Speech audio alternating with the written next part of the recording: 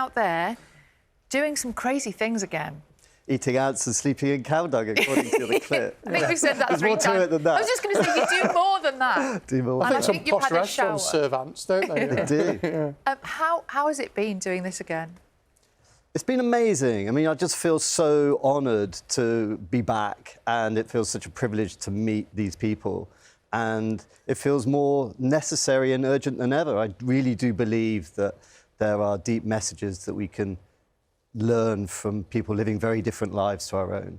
And to have the opportunity to go meet such people, explore how they live. We're waking up to the realisation that our impact on the planet is huge. And there are other people who don't have such a big impact. We're also waking up to the way that we're bringing up our children, and the way that we connect with our consumption and the way that we connect with nature is problematic. And we're sort of aware of that. But there are people who are living in a way that those problems aren't so evident. And so for me, it's really fascinating to explore how they're living so that we can maybe reflect a little bit on our own lives. Are they aware of the changes that they're undergoing that might be as a result of other people living in us, other parts of the planet? And how do they feel? How do they react to you as a result Well, of I think one of the things that was really evident in the first series of Tribe is that you could be forgiven for imagining that these people were living in pristine environments in the middle of nowhere, and why are you even going there? But the reality is that the pressures on all of these people are huge. The globalised trade of like gold and timber and missionaries and military, all of these forces are encroaching on these people. And they are aware of it because it's affecting their lives day to day.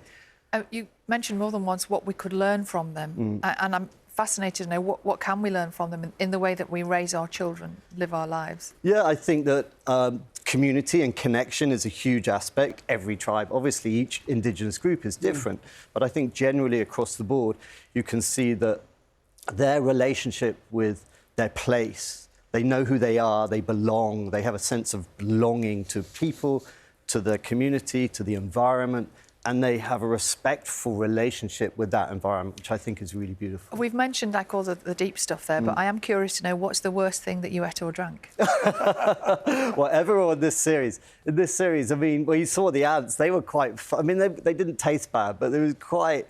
things that people talk about is in certain parts of the world where the places where people live are starting to become inhabitable. They can't grow the food anymore. They can't find the water that they need.